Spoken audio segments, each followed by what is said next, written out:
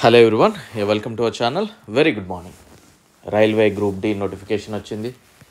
ఎప్పటిలానే మీలో చాలామంది తొందరపడుతూనే ఉన్నారు అప్లై చేయడానికి. కొద్దిమంది సిలబస్ చూసి అందులో జాగ్రఫీ లేదు, హిస్టరీ లేదు, సో అడగరా మమ్మల్ని అని అడగడం, ఇలాంటి ప్రశ్నలు అడుగుతూనే ఉన్నారు, చూస్తూనే ఉన్నారు. So coming to the topic, ఈ వీడియోలో మీరు పోస్ట్ ప్రిఫరెన్స్ పెట్టేటప్పుడు మీ యొక్క ఐ సైట్ని బేస్ చేసుకొని కూడా పోస్ట్ ప్రిఫరెన్స్ అనేది పెట్టాల్సిన అవసరం ఉంటుంది. ఎందుకంటే మీరు గ్లాసెస్ కనుక యూజ్ చేస్తున్నట్లయితే ఏ పోస్ట్ పెట్టకూడదు. అదేవిధంగా కలర్ బ్లైండ్నెస్ టెస్ట్ ఉంటే ఎలాంటి పోస్టులు ముందుగా పెట్టకూడదు. లేజిక్ సర్జరీ గురించి చేయించుకుంటే వాళ్ళకి మనం దొరికిపోతామా, ఒకవేళ చేయించుకుంటే ఎలిజిబిలిటీనా కాదా, కంప్లీట్ డీటెయిల్ చెప్తాను. మీరు కూడా వీడియో చూడకుండా కమెంట్ చేయకుండా వీడియో పూర్తిగా చూడడానికి ప్రయత్నం చేయండి. సో ఇక్కడ ఒకసారి చూద్దాం. మనం అసిస్టెంట్ సిగ్నల్ అండ్ టెలికమ్యూనికేషన్ దాంట్లో కనుక చూస్తే మనకి అసిస్టెంట్ పోస్ట్ ఉంది. ఇక్కడ దీని యొక్క ఎలిజిబిలిటీ మెడికల్ స్టాండర్డ్ కనుక చూసినట్లయితే ఇందులో ప్రొడక్షన్ యూనిట్ వాళ్ళకి C1 అని, అదేవిధంగా సిగ్నల్ వాళ్ళకి B1 అని, వర్క్షాప్ వాళ్ళకి C1 అని ఉంది. నెక్స్ట్ కనుక చూస్తే అసిస్టెంట్ వర్క్షాప్లో మెకానికల్ డిపార్ట్మెంట్ C1 ఉంది. అసిస్టెంట్ బ్రిడ్జ్ ఇంజనీరింగ్ డిపార్ట్మెంట్లో B1 ఉంది. Assistant carriage and wagon mechanical డిపార్ట్మెంట్లో మనకి B1 ఉంది. Assistant loco shed diesel department mechanical diesel షెడ్లో కనుక చూస్తే B1 ఉంది. Assistant loco shed electrical department చూస్తే ఇందులో మళ్ళీ diesel shed B1, electrical shed B1 ఉంది. Assistant operations electrical department general services B1, production unit C1, workshop C1. And assistant engineering డిపార్ట్మెంట్లో చూస్తే B1 ఉంది. నెక్స్ట్ కనుక చూస్తే assistant TL and AC train lights and air conditioning workshop electrical department, ఇక్కడ C1 ఉంది. General services sub department అంట. Assistant TL and AC అంటే train lights and air conditioning B1 ఉంది. జనరల్ సర్వీస్ ప్రొడక్షన్ యూనిట్ అయితే C1 ఉంది. Next వచ్చేసి assistant track machine కనుక చూస్తే A3 ఉంది. Assistant TRD electrical department traction distribution B1 ఉంది. అండ్ నెక్స్ట్ చూస్తే పాయింట్స్ మ్యాన్ A2 ఉంది. సో ఇక్కడ మీరు గమనించండి. అండ్ ట్రాక్ మెయింటైనర్ 4 కనుక చూస్తే B1 ఉంది. ఇక్కడ points man A2, assistant track machine A3, ఈ రెండు మాత్రమే A3లో కనుక కనిపిస్తున్నాయి, అంటే ఏ స్టాండర్డ్లో. మిగిలినవన్నీ కూడా మనకి B1, C1 ఉంది. సో ఇందులో ఏది ఎలిజిబిలిటీ, మనం ప్రిఫరెన్స్ ఎలా పెట్టుకోవాలనేది నేను చెప్తాను. సో బై ద వే మన యొక్క యాప్ లాస్ట్ బెంచెస్ అనే యాప్ని డౌన్లోడ్ చేసుకోండి. లింక్ డిస్క్రిప్షన్లో ఉంది. అండ్ డౌన్లోడ్ చేసుకునే ముందే 1-2 సార్లు 1 or 2 days యూట్యూబ్లో క్లాసెస్ చూడండి, ఫ్రీగానే కదా. సో నచ్చితే మాకు రైల్వేకి ఉపయోగపడుతున్నాయని మీ మనసుకు అనిపిస్తే తీసుకోండి, ఓకేనా. అండ్ రైల్వే ఎగ్జామ్స్కి ఏం కావాలో అలానే ఉంటాయి, అంతకంటే ఎక్కువ అస్సలు ఎక్స్పెక్ట్ చేయకండి. అలాంటి వాళ్ళు రాకండి దయచేసి కూడా ఇటు, ఓకే. సో ఒక్కొక్కరు CGL లెవెల్లో ప్రిపేర్ అవ్వాలి, దాని లెవెల్లో దీని లెవెల్లో ఈ పేపర్ ప్యాటర్న్ మార్చారు అని అంటున్నారు. బట్ అదంతా ఏం లేదండి. మీరు ఒకసారి ప్రీవియస్ పేపర్ చూడండి, మొన్న ALP కూడా జరిగింది కదా, చూసి డిసైడ్ అవ్వండి అసలు మార్చాడా లేదా. మారిస్తే 10 క్వశ్చన్లు మారిస్తే పేపర్ మొత్తం మార్చినట్లయినా కాదా. సో వేరే సార్లు చెప్పారనో లేకపోతే యూట్యూబ్లో చెప్పారనో కాకుండా పేపర్ మీరే చూసి ఏం మారింది, ఎన్ని క్వశ్చన్స్ మారాయి, మీకు ఒక అంచనా వస్తుంది, ఓకేనా. సో ఒక లాస్ట్ బెంచ్లో కూర్చున్న స్టూడెంట్ ఎలా చదివి క్లియర్ చేస్తాడో అలానే ఉంటాయి మన క్లాసెస్. ప్రింట్కి అయితే అవకాశం లేదు. And polity, GK, chemistry, science school books previous క్వశ్చన్స్కి సంబంధించి మీకు ఈచ్ సబ్జెక్ట్ 60 రూపీస్కే ఇస్తున్నాను. మేబీ ఈ కాస్ట్ పెంచే అవకాశం ఉంటుంది, పెంచక ముందుకే తీసుకోవడానికి ట్రై చేయండి. తక్కువ కాస్ట్కి ఇవ్వడానికి మెయిన్ రీజన్ అందరికీ యూస్ఫుల్ ఉండాలని. And NTP CBT1 group D course మీకు 200కి ఇవ్వడం జరుగుతాం. ఈ రెండు కంబైండింగ్ ఎందుకు పెట్టారంటే సిలబస్ ఏమైనప్పుడు మళ్ళీ ఇండివిజువల్గా పెట్టి మీ దగ్గర డబ్బులు లాక్కోవడం అనేది అది పెద్దగా కరెక్ట్ కాదు. సో పెండింగ్ క్లాసెస్ ఉన్నాయి, నో వరీ, ఉన్నంత వరకు ప్రిపేర్ అవ్వండి. నాకు సాధ్యమైనది మీకు చెప్తానే ఉంటాను, ఓకేనా. రైట్, ఇక విషయానికి వస్తే మనం ఒకసారి చూద్దాం. కలర్ బ్లైండ్నెస్ టెస్ట్ గనక అబ్జర్వ్ చేస్తే మనకి చేస్తారా చేయరా అనేది కనుక చూద్దాం. కలర్ బ్లైండ్నెస్ టెస్ట్ కనుక చూస్తే ఈడ నోలు కనిపిస్తున్నాయి కదా,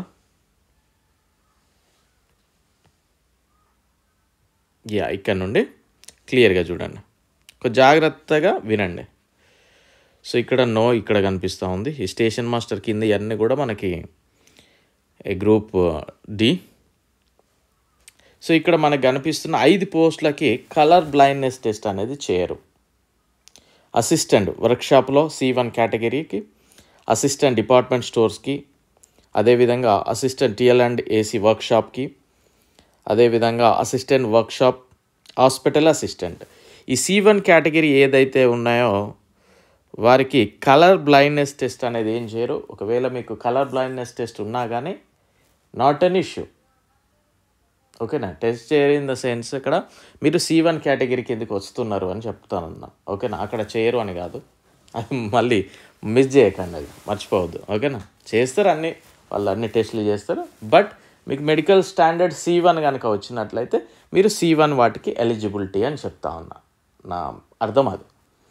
సో ఎవరైతే మీకు కలర్ బ్లైండ్నెస్ అంటే కలర్స్ సరిగా రికగ్నైజ్ చేయలేకపోతా ఉన్నారు కనుక చూస్తే వాళ్ళు మాత్రం ఈ C1 కేటగిరీవి ఫస్ట్ పెట్టండి, ఇది నా సజెషన్, ఓకే. నెక్స్ట్ కనుక చూస్తే కొద్దిమందికి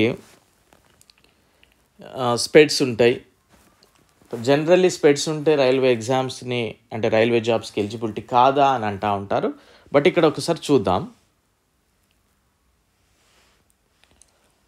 విత్ ఆర్ వితౌట్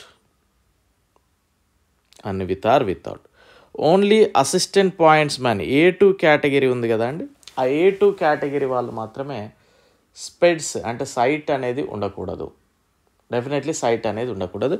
మిగిలిన వాళ్ళు సైట్ ఉన్నా కానీ గ్లాసెస్ పెట్టుకొని కూడా మనం ఆన్సర్ చేయొచ్చు.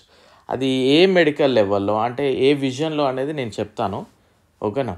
సో మనం ఇక్కడ వితౌట్ గ్లాసెస్ వీళ్ళు చెప్పాల్సిన అవసరం ఉంటుంది. అంటే A2 స్టాండర్డ్కి ఏదైతే వాళ్ళు మెన్షన్ చేశారో ఆ విజన్ ఎంత అయితే ఇచ్చారో, ఇప్పుడు 6/6 6/12 ఉంటుంది, ఆ విజన్ అనేది మనం వితౌట్ గ్లాసెస్ చెప్పాలి. సో ఆ విజన్ వరకు, అంతకంటే ఎక్కువ అనేది పెద్ద దానికి అనవసరం మళ్ళీ, ఓకేనా. సో ఇక్కడ స్పెడ్స్ ఉన్నా కానీ ఎలిజిబిలిటీనే గ్రూప్ డి ఎగ్జామ్స్కి, గ్రూప్ డి జాబ్స్ చక్కగా చేసుకోవచ్చు. అదేవిధంగా కలర్ బ్లైండ్నెస్ టెస్ట్ ఉన్నా కానీ చక్కగా జాబ్ చేసుకోవచ్చు. ఏ కేటగిరీ జాబ్స్కి, C1 కేటగిరీ జాబ్స్కి. ఇక సార్ లేజిక్ సర్జరీ చేసుకుంటాను, మమ్మల్ని ఎలిజిబిలిటీ చేస్తారా లేదా అనేది కనుక చూస్తే, ఓకేనా. సో లేజర్ సర్జరీ కనుక మీరు చేయించుకున్నట్లయితే సింప్లీ అన్ఫిట్ చేస్తారు అపాయింట్మెంట్కి, సింప్లీ అన్ఫిట్ చేస్తారు. A2 కేటగిరీ జాబ్స్కి లేజర్ సర్జరీ కనుక మీరు చేయించుకున్నట్లయితే సింపుల్గా అన్ఫిట్. సో అందులో ఎలాంటి డౌట్ లేదు. మీరు ఒకవేళ లేజిక్ సర్జరీ చేయించుకుంటే, ఇంతకుముందు ఎప్పుడైనా చేయించుకున్నారనుకోండి, పాయింట్స్మెంట్ పెట్టకండి ఫస్ట్ ప్రిఫరెన్స్గా, మీకు రాదు కూడా. సో అందుకే మీరు వేరేటీ పెట్టండి, ఓకేనా. సో ఇక్కడ చూద్దాం, అసిస్టెంట్ వర్క్షాప్లో కనుక చూస్తే దీనికి ఫిట్టే, లేజిక్ సర్జరీకి ఫిట్ చేస్తారు, అండ్ డిపార్ట్మెంట్ స్టోర్స్కి కూడా ఫిట్ చేస్తారు, అండ్ అదేవిధంగా TL&AC వర్క్షాప్ ఫిట్ చేస్తారు, అసిస్టెంట్ వర్క్షాప్ ఫిట్ చేస్తారు, హాస్పిటల్ అసిస్టెంట్ ఫిట్ చేస్తారు. ఇక మిగిలినవి ఏవైతే ఉన్నాయో ఒకసారి చూద్దాం. అసిస్టెంట్ బ్రిడ్జ్ కావచ్చు, C&W కావచ్చు, లోకో షెడ్ కావచ్చు, ఎలక్ట్రికల్ అండ్ డీజిల్ డిపార్ట్మెంట్ కావచ్చు, ఆపరేషన్స్ కావచ్చు, సిగ్నల్ అండ్ టెలికమ్యూనికేషన్ కావచ్చు, track machine, TL&AC, TRD works, track maintenance grade 4. Track maintenance grade 4 దానికి కూడా ఎలిజిబిలిటీనే లేజర్ సర్జరీ చేయించుకుంటాం. బట్ వాళ్ళు కొన్ని కండిషన్స్ పెడతారో, ఆ కండిషన్స్ ఏంటనేది నేను క్లియర్గా చెప్తాను, చూడండి. ఒకవేళ మీరు లేజర్ సర్జరీ చేయించుకున్నట్లయితే పాయింట్స్మెన్ పెట్టకండి, వాళ్ళు సింప్లీ రిజెక్టెడ్, సింపుల్గా రిజెక్ట్ చేస్తారు, అందులో no doubt at all, okay. So అప్పుడు మీరు వేరే దానికి వెళ్ళండి. సో మరి చూద్దాం అసలు ఏ విజన్ ఉండాలి, C1 అంటే ఏంటిది, B1 అంటే ఏంటిది, A2 అంటే ఏంటిది, A3 అంటే ఏంటిది, ఇట్లా, ఓకేనా. ఒకసారి చూద్దాం. మీరు ఏం చేయండి అంటే మీ దగ్గరలో ఉన్న మనకి గ్లాసెస్ స్పెట్స్ షాప్స్ ఉంటాయి కదా, అక్కడికి వెళ్ళండి, ఒకసారి మీ విజన్ చూపించుకోండి, వాళ్ళే చెప్తారు 6/6 6/12 ఎంత ఉంది ఎట్లా అని. సో A1 కేటగిరీ అంటే 6/6 వితౌట్ గ్లాసెస్ చెప్పాలి. సో మనకి A1 అనేది గ్రూప్ డీలో లేదు కనుక దాని గురించి నో నీడ్. A2 చూద్దాం. A2 అనేది 6/9 విజన్, 6/9 విజన్ వితౌట్ గ్లాసెస్ చెప్పాలి. సో అందుకే చెప్తా ఉన్నా, వితౌట్ గ్లాసెస్ 6/9 వరకు వితౌట్ గ్లాసెస్ చెప్పాలి. ఓకేనా? 6/9 వరకు మాత్రం వితౌట్ గ్లాసెస్ ఖచ్చితంగా చెప్పాలి. లేజర్ అనేది స్ట్రిక్ట్లీ ప్రొహిబిటెడ్, అంటే స్ట్రిక్ట్లీ బ్యాన్ చేస్తారు A2 దాంట్లో. అండ్ కలర్ బ్లైండ్నెస్ టెస్ట్ కూడా చేయడం జరుగుతుంది. అండ్ నెక్స్ట్ A3 కనుక చూస్తే 6/9 with or without glasses. A3 కనుక అబ్జర్వ్ చేస్తే వితౌట్ గ్లాసెస్ మనం చెప్పొచ్చు. అంటే 6/9 వితౌట్ గ్లాసెస్ కూడా చెప్పొచ్చు, not an issue. With glasses కూడా చెప్పుకోవచ్చు మనం. వితౌట్ అంటేనే ఇంకా విత్ ఉంది కానీ, right. And power of lenses not to exceed 2D కంటే ఎక్కువ ఉండొద్దు. And laser not allowed. ఇక్కడ కూడా మనకి A3లో లేజర్ని నాట్ అలౌడ్ చేస్తూ ఉన్నారు. అండ్ కలర్ బ్లైండ్నెస్ టెస్ట్ ఖచ్చితంగా చేస్తారు A3లో కూడా మనకి. అండ్ నెక్స్ట్ చూస్తే B1, B2 and C1, C2. ఇక్కడ C1 కనుక C1, C2 చూద్దామా? C1 చూద్దాం. 6/12 and 6/18 with or without glasses చెప్పవచ్చు. అంటే ఒకటి వితౌట్ గ్లాసెస్ చెప్పి ఇంకోటి విత్ గ్లాసెస్ కూడా చెప్పవచ్చు, నాట్ అన్ ఇష్యూ. సో ఇక్కడ 6/12 and 6/18 with or without glasses చెప్పవచ్చు, పెద్ద ప్రాబ్లం ఏం లేదు. C2 వాళ్ళు 6/12 విత్ ఆర్ వితౌట్ గ్లాసెస్ చెప్పవచ్చు, 6/12 విత్ ఆర్ వితౌట్ గ్లాసెస్ చెప్పవచ్చు. ఓకేనా? అంటే ఇక్కడ చూడండి, మనం ఇప్పుడు 6/9 అంటే చాలా చిన్న చిన్న వర్డ్స్ అన్నట్టు, చిన్నగా ఉండే వర్డ్స్ని మనం గుర్తుపడతాం. దీని తర్వాత కొద్దిగా పెద్దది 6/12 అన్నట్టు, దీనికి కంటే పెద్దది 6/18 అన్నట్టు. సో ఇది మనం గుర్తుపెట్టుకోవాలి. ఓకేనా? సో ఇక్కడ B1, B2 కనుక చూస్తే B1, B2 6/9 and 6/12 with or without glasses చెప్పవచ్చు. Power of lenses not to exceed 4D కంటే ఎక్కువ ఉండొద్దు. కలర్ బ్లైండ్నెస్ టెస్ట్ చేస్తారు B1లో. సో B1కి B2కి మనకి అబ్జర్వ్ చేద్దాం. ఇక్కడ B2 కనుక చూస్తే with or without glasses if LASIK, ఒకవేళ లేజిక్ చేయించుకుంటే, ఇక్కడ మనకి B2లో ఏం పెద్దగా ఏం ఉండదు. ఇఫ్ లేజిక్, ఒకవేళ లేజిక్ సర్జరీ చేయించుకుంటే మీరు ఏం చేయాలి కనుక చూస్తే, ఆపరేషన్ పూర్తయి 1 year దాటి ఉండాలి. ఆపరేషన్ పూర్తయి 1 year దాటి ఉండాలి. అండ్ ఆపరేషన్ తర్వాత ఎలాంటి ఇబ్బందులు కంటికి ఉండకూడదు. అంటే సర్జరీ తర్వాత కొన్ని మైనర్ ఇష్యూస్ వస్తూ ఉంటాయి కదా, ఇచ్చింగ్ కానీ, కన్ను రెడ్ కావడం కానీ, ఇట్లాంటి కొన్ని ఊకే వాటర్ కారడం కానీ ఇట్లాంటివి వస్తూ ఉంటాయి కొంతమందికి. సో అలాంటి ప్రాబ్లమ్స్ ఏమి ఉండకూడదు. అండ్ మనం ఎక్కడైతే సర్జరీ చేయించుకున్నామో అక్కడ నుండి లెటర్ తీసుకోవాలి ఖచ్చితంగా. అండ్ కార్నియా యొక్క థిక్నెస్ 425 microns కంటే, అంటే ఆఫ్టర్ సర్జరీ కార్నియా ఎఫెక్ట్ ఏమైనా ఉంటుంది కావచ్చు maybe. So the thickness 425 microns కంటే తక్కువ ఉండకూడదంట. అండ్ ఫండస్ అంటే కంటిలో ఉండే పొర నార్మల్గా ఉండాలి, ఎలాంటి డిసీజెస్ ఉండొద్దు. అండ్ కంటికి సంబంధించిన ఎలాంటి వ్యాధులు రావద్దు. అండ్ ఫైనల్ డిసిజన్ వచ్చేసి నువ్వు లేజిక్ సర్జరీ చేయించుకున్నప్పుడు రైల్వే డాక్టర్స్దే. సో అక్కడికి పోయి మనం ఏదో 6 నెలల ముందు చేయించుకొని 1 year కింద చేయించుకున్నట్టు లెటర్ తీసుకొని మనం ఎన్ని కథలు పడ్డా కానీ ఫైనల్ డిసిజన్ మాత్రం రైల్వేస్ వాళ్ళది, రైల్వే డాక్టర్స్ మాత్రమే ఉంటుంది. సో అలానే మరీ కనికరం లేకుండా ఏముండరు.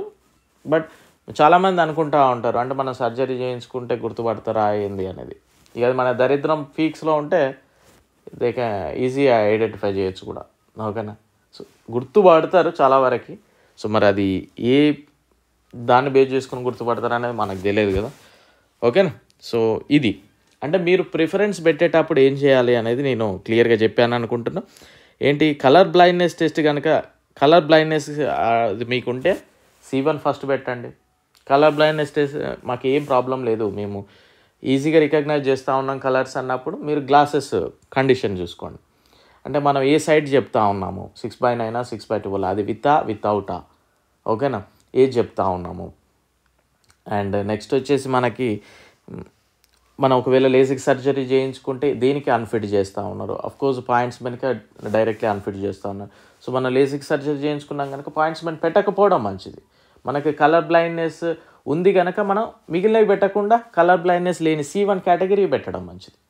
సో ఇవన్నీ బేస్ చేసుకొని పెట్టాలి. ఏదో పోస్ట్ ప్రిఫరెన్స్ అంటే డ్యూటీస్ చూసుకోనో, లేకపోతే నెంబర్ ఆఫ్ పోస్టులు చూసుకోనో, లేకపోతే ప్రమోషన్ చూసుకోనో, లేకపోతే శాలరీస్ చూసుకోనో, ఇవన్నీ కాదు. సో ఇలాంటివి మనం కొద్దిగా మైండ్లోకి తీసుకోవాలి. ఓకేనా? సో ఇది ఈరోజు video. I wish you very good luck. Thank you and bye.